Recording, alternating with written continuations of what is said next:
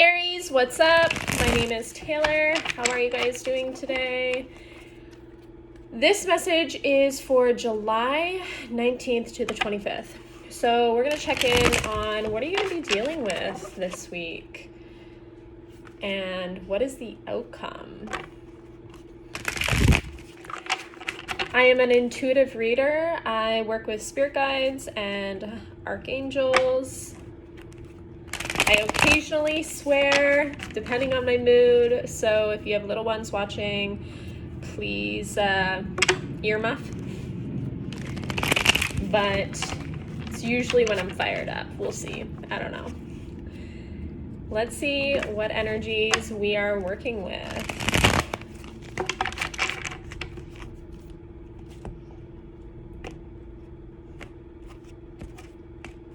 All right. Spirit guides, what energies is Aries working with? Ooh, that was the Ace of Cups that fell on the ground.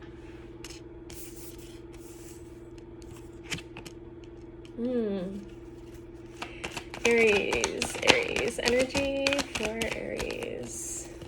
Wow, this is beautiful. Beautiful. Huh. Oh. All right, we have love. We have love here, passion.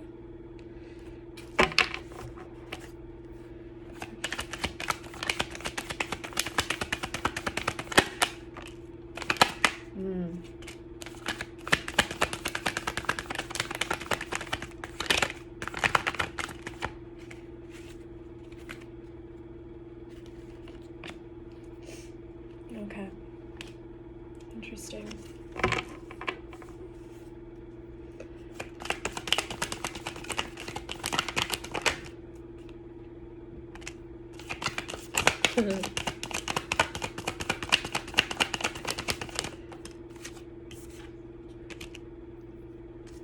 Okay.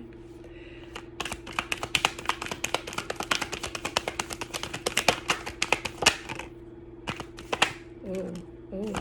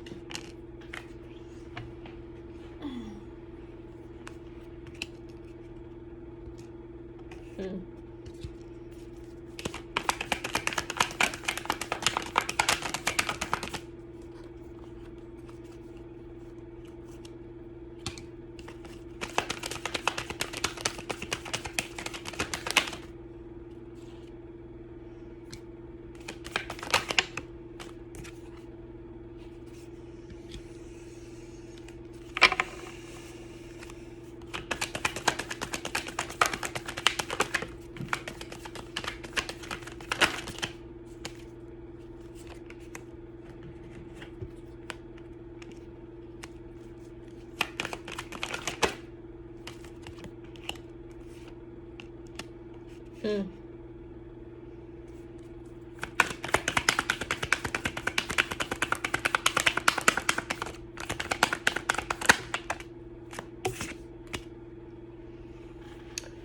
Interesting.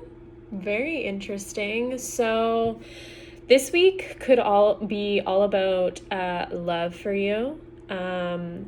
There could be an offer of love coming in, whether that's you making it or someone else.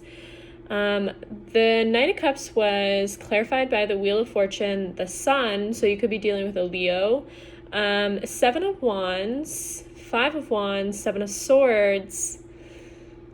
Then we have Five of Cups, King of Swords, and Queen of Swords. So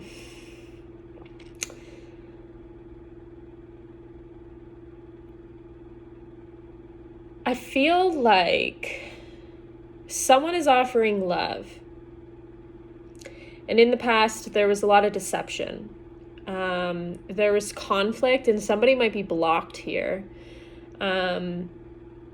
There is a lot of disappointment about the past.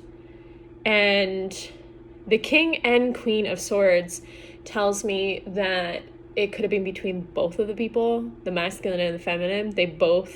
There was deception on both ends.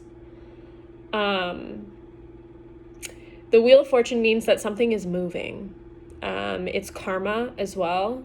Karma around happiness, could be karma around a Leo. But essentially it's around the happiness, and that maybe that needed to happen. There was competition.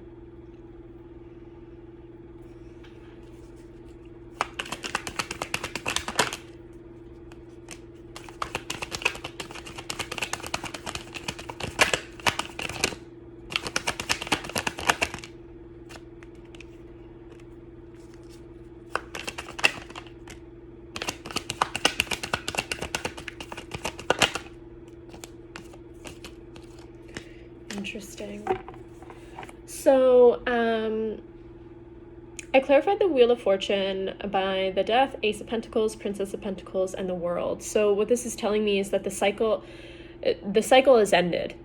It's there needed to be transformation around money, actually, and that this was karmic. It had to happen in order for the happiness to happen. We have the Ace of Cups, which is usually an offer of love. And what clarified that was the Hermit, Eight of Cups, the Star, and Justice. So it could be a Virgo or a Libra, or Aquarius here, but it doesn't have to be. You could have also those placements in your chart. But basically what this is telling me is that there is a walking away from the past. Justice has been served, and that there is a new beginning, but somebody's going inside to find the light of this new beginning.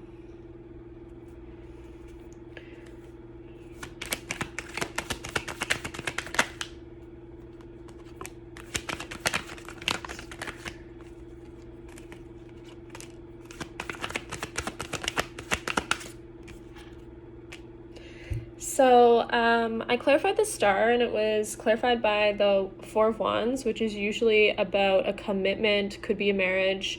It could be having patience around this commitment, and you need to have a different perspective on whatever this is. Could be having a different perspective on the past and changing the way that, and healing something about the past. And I think that you're doing that. Because you are going inside this week and really reflecting on possibly the past, what's happened. You've got the Princess of Wands, which is passionate messages, Princess of Cups, passionate messages of love, possibly, and the King of Wands. So either it could be you or a person coming in and offering love and sending passionate, hot, sexy messages, which, ooh. You've got the Knight of Swords, and the Knight of Swords is clarified by the King of Pentacles. So somebody's watching. Somebody is spying. And watching tarot cards is spying as well, by the way. Could be watching your social media. Could be you could be watching their social media. You could be watching the King of Pentacles, or they could be watching yours. So then we have the Hierophant in reverse, and there's Judgment and Eight of Pentacles. So what I get from this is the Hierophant is usually about like our higher self and our commitment to our higher self. It can also mean about like tradition and values and stuff like that. So but it's in reverse here, and so what I'm actually getting from this is that you need to have some reflection, or you are having reflection this week about your commitment to your work, because you've got the Eight of Pentacles here, and this is the commitment to mastering your craft, mastering your career, building your career, whatever it is, whatever it is that you desire to do. So this week you are watering your pentacles, watering your money, focusing on your career. There is messages that are coming though. You've got 2 pages here. 3. You have 3 pages. So there's definitely messages happening. Plus this Eight of Wands. This is fast movement forward though. So what I'm kind of realizing is that as you go inwards and you reflect back on the past and maybe the mistakes, the things that have happened, you forgive yourself, you heal yourself, you forgive and heal, you close the cycle and learn the lessons, move forward, and you go very quickly because this is fast moving energy. What is the outcome for Aries? Yeah. What's the outcome for Aries? Yes.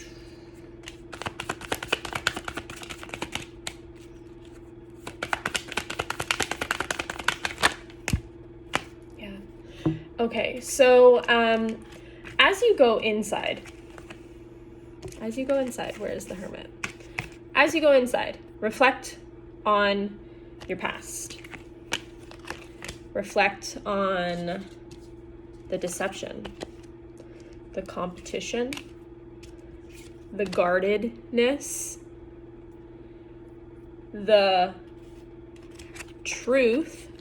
See the truth of the situation.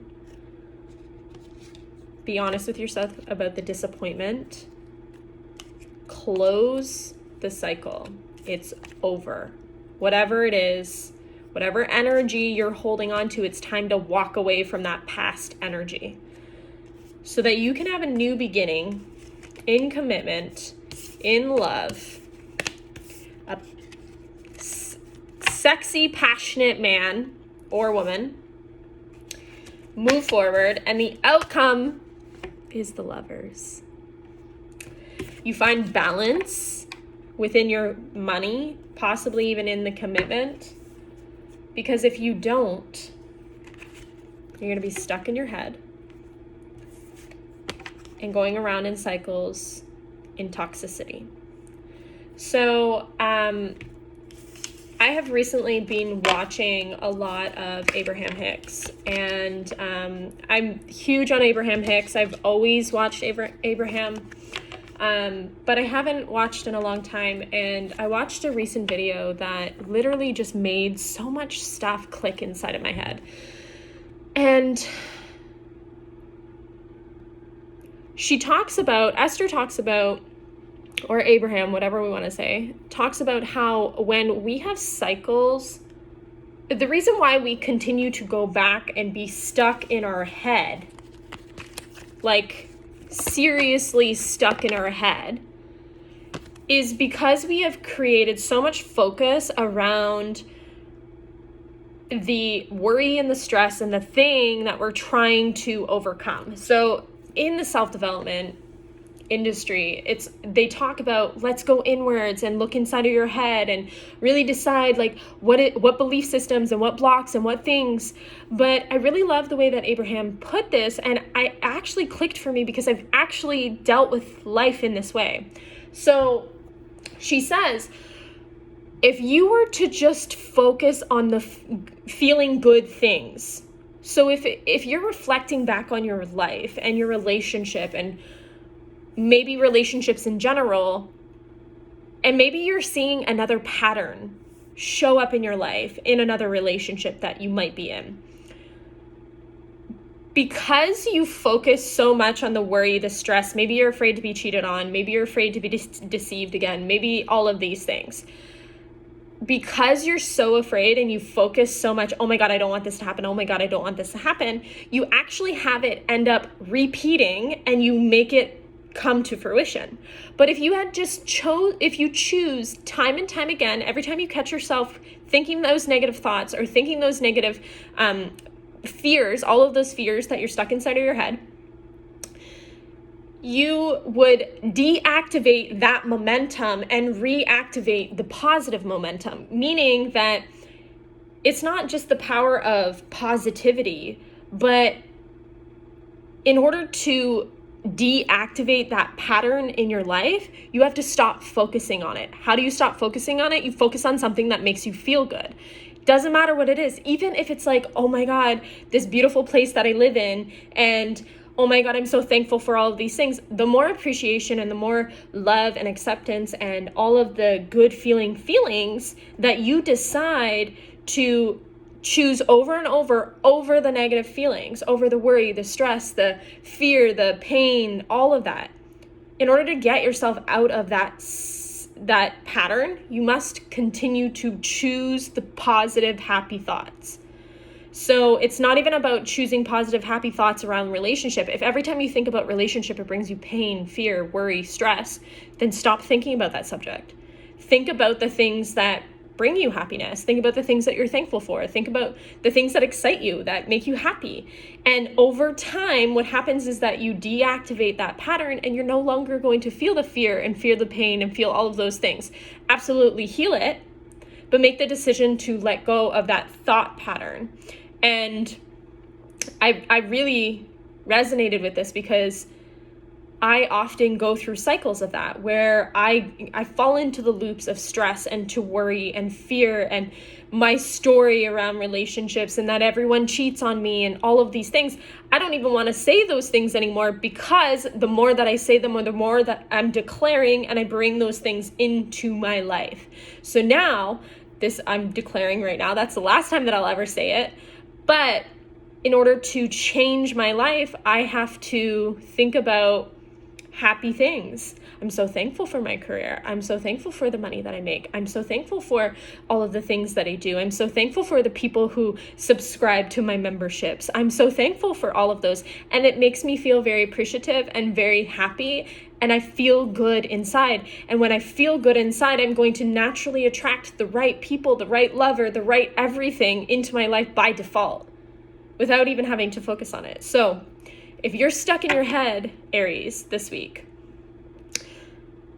think good thoughts. What are the topics? What are the situations? What are the things that are going to make you feel really, really good inside? And continue to focus on those and allow yourself to deactivate the pattern of obsessive thinking, of being stuck in depression, of being stuck in unhappiness, all of that. So I hope that helped, guys. Thank you for watching. Subscribe, share, follow, and I'll catch you on the next one.